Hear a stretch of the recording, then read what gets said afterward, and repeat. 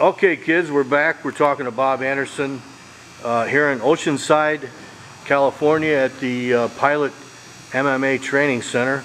Bob's telling us about high school when he started wrestling. But I want to also run a parallel discussion here because Bob is involved in something else. We'll get back to wrestling. But you gotta tell me about surfing. Okay. I started surfing in '58. First time I got on board, lived in Manhattan Beach on 8th and Strand. And this guy that was in like the Boy Scouts and stuff had befriended me, and he was like really into building things. He built his own balsa wood surfboard. He built paddle things. We would paddle in canoes and go out and paddle from Hermosa Beach, Manhattan Beach Pier to the breakwater. And so that's the first time I got on that. I remember one time the waves got so big and we were in the paddle canoe and we had to take the wave. I was scared. I was just like in the 7th grade. I was in the 7th grade. I was going, oh man. And the thing flips over and it turns upside down, and I'm stuck underneath it in the sand, and the water's sucking out, and you can't lift it up. And I'm panicking, get me out of here, get me out of here.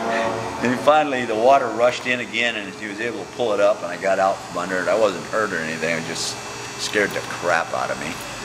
Then Alan Walty, who is still my friend now, and we just went surfing yesterday together at San Onofre, and he was on the wrestling team, he was on the football team, and he was surfing.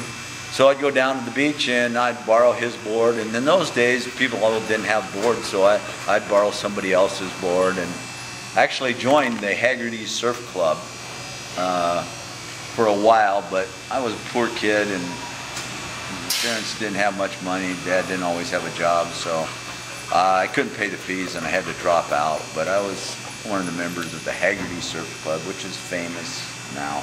I got to interrupt and ask one thing that's different, certainly now. Describe the boards that you guys surfed on back then. I had 11 to 35-pound board that you could barely take to the beach. You had to, it made you strong. And we'd go out and surf those things.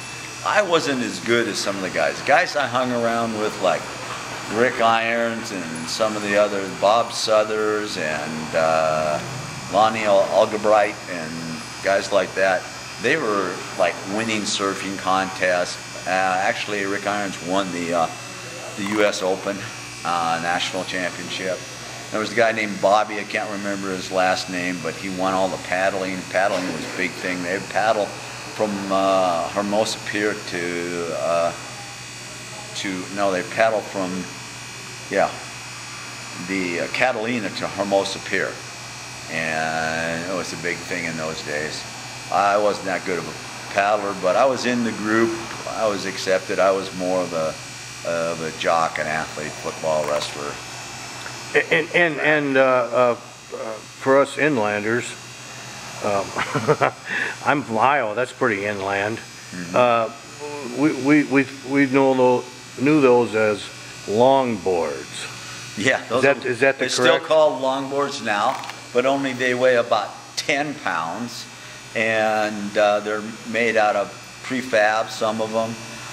They got little side bite fins, so there's 3 fins instead of one big one set way in the back, so it was hard to turn.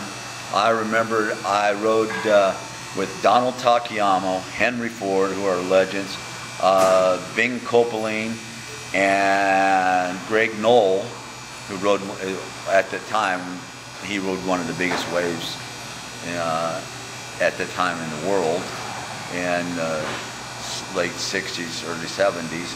Anyway, I was out surfing with these guys and Alan Walty, and we were surfing the breakwater, and it was about 15 foot. And I catch one wave, make it in, it wasn't that big, it was maybe 10 foot, 11, somewhere in there. You just have to scream at yourself to take off and go down and make that drop. And second wave I took was the biggest wave. It was close to 15 foot. I make a turn and I feel this snap, wiggle, and I'm wiggling around. All of a sudden, I just fall over on my board, and the whole wave just comes over on top of me, and I get washed into the beach, and my fin had snapped sideways, not completely up, just sideways, laying over sideways. No way I could fix it. So I sat there and watched. I'll never forget this. Donald Takayama and Henry Ford with 10 foot or bigger boards dropping into these waves, and as they dropped into the wave would come over the top of them. They'd make their turn and come out.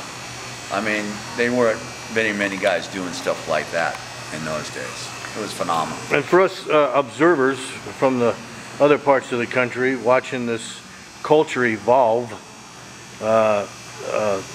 surf music, Beach Boys, we even saw the Endless Summer. The term hang 10 actually was done on a longboard, right? Oh yeah, and still Explain is. it still is? It still is. It's still something. What's hang 10 mean? Well, 10 of your toes are over the nose, and probably the greatest guy to do that in this modern era is Joe Tudor. Joe Tudor has won the U.S. Open Longboard nose riding contest 10 years in a row, and he also this year he's won the Pan American Games black belt in jiu-jitsu. So wow. It seems like a matter of, when you think about the physics, it shouldn't happen. You can't do that. You're right, but what you have to do is when you have to cross step, which I did today for the first time after my knee injury. I got up there for 3 seconds, but this guy can ride it for half an hour, and I would say the guy that was in my era was, I can't think of his name right now, but he was world champion. And describe your board today. My board today, it's sitting right out there. You can take a picture of it. I will usually ride a 9 foot for smaller, quicker waves. When I got done competing and won my gold medal in the Pan American Games in '79, along with Gracie, I brought Hollis Gracie up, and I was down there training with him and teaching him wrestling moves. That's how the Americana armbar got named. It was named after the American wrestler that came down and taught him off at Key Lock, that I learned from some old guys that did submission wrestling. Some guys, 60 at the LAY, used to train up there with Wenzel Hubel. And so anyway, It's 9 feet? Your board is 9 feet long? No, this one now is 10.6. Or 10.6. Yeah, but my smaller board is 9 feet. But I was starting to, I had to do something. I trained till I was 37. From 59 to 37, I was always wrestling, training. And I had to train down, I realized that. So I started surf contests. And I entered a surf contest in the senior men's division. And I got good enough that I won the Huntington Beach Invitational Senior Men's. Surprised everybody. I almost was left on the pilings. I never shot the pier in my life. And in this contest, of course, adrenaline's running. And the waves are coming up to almost to the top of the bottom of the pier. So I'm dropping in, and there's this T part right here. So I drop in, I turn, and I make it, come back out, and think I'm really hot, go back out again, catch another one, a left, and I'm dropping in, and I'm turning, and I come in, and I'm right going dead in to this T, and you can't get through that. So all these people are up there in the crowds, you know, and they're cheering. So I kick it out, and the board goes one way, and I go the other. And they had the old style Dakine leash that you had to turn 2 knobs to get it off, and I couldn't do it. And it was kept pushing me into the board was going one way, the rope was on my leash, I was going the other way. finally I just got pissed off and I said, okay. I just pushed against the barnacles and all that stuff, cut my hands, and as I did, pushed away, a wave sent by God hit me, and I spun around and got off the big piling and won the contest. I would probably still be there today if it hadn't happened that way.